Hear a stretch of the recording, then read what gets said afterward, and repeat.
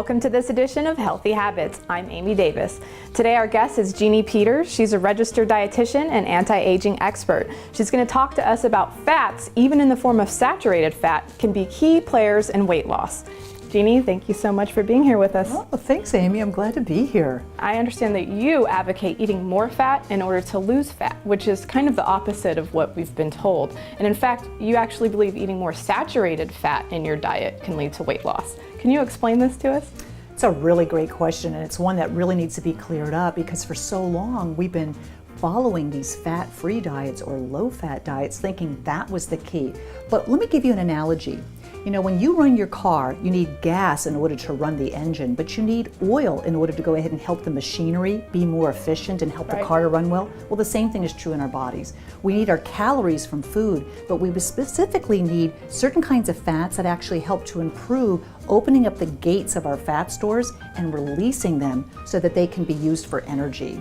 But it also turns out that many of the saturated fats like butter, things like eggs or egg yolks, we've been told we need to avoid that.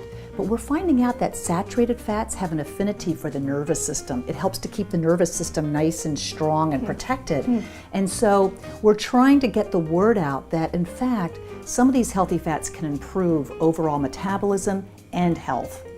Jeanne, as you know, in our culture, we've been repeatedly told by experts that diets high in fat are bad for us. But what you're suggesting is the exact opposite. In fact, you're saying we should add more fat into our diet. Can you tell us how you came to this conclusion? The American Journal of Clinical Nutrition, JAMA, Lancet, journals that have had really excellent peer-reviewed studies have come out to show that it's actually things like trans fats, things that we find typically in margarines, that are what actually increase inflammation. Inflammation is the root cause of heart disease and so many other degenerative diseases. So the word that we're trying to get out is to make sure that people are getting real fats. So, you know, some of us just knew that instinctively, like butter just tastes better than margarine. Well, now we're finding out that, again, those real fats, which haven't been processed heavily, really do the body much better. Yeah, I mean, I know for me, I'm confused about the difference between butter and margarine. Even though I know margarine's not natural, I've just always assumed butter is bad for us. So could you explain that? Sure. Well, also? Oils, yeah, like some of the polyunsaturated oils, corn oil and canola oil, are used to make margarines. And what they do is they heat them up at high temperatures and actually cause them to generate these trans fats. And it's those trans fats that now we find out actually cause like injury to the cell membranes. Wow. The real fats, on the other hand, are things that the body can handle. So let me give you a couple of examples. Obviously, we talked about butter. So just sharing butter as an example, but we know that olive oil and any of the monounsaturated fats, which include things like sesame seed oil or grapeseed oil, these are great fats to use. They actually decrease inflammation.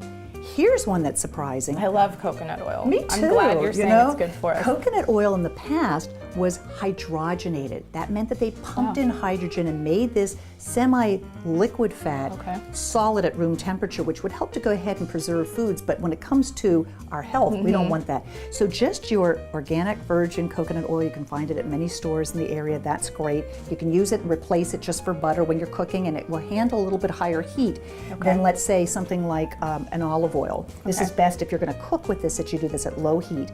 And then I just have to go and mention a couple of others. Nuts, 1/4 cup of nuts, whole nuts, again, great source of monounsaturated fats, can be great. Two others. This is chia seeds. I love chia. Great source of omega-3 fats, great to go ahead and put into a smoothie. And then this is your flaxseed meal. This is, again, a nice example of a fat that can be added to, you know, shakes or smoothies or yogurt or oatmeal, and it'll give you not only a little bit of fiber, but also a healthy fat. When you're thinking in terms of portion, think in terms of putting your 2 thumbs together.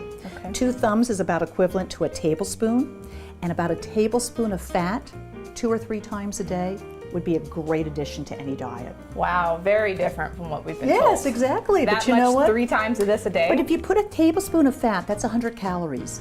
So even if you did 3 tablespoons of fat, olive oil, nuts, and something else, you're only at 300 calories. It's certainly something that can be incorporated into the diet and allow for weight loss at the same time. In fact, accelerate weight loss. How's that? Wow, that's exciting. I can have butter to lose weight. I'm going to get on that right away. I know a lot of other people are going to be excited to hear that too.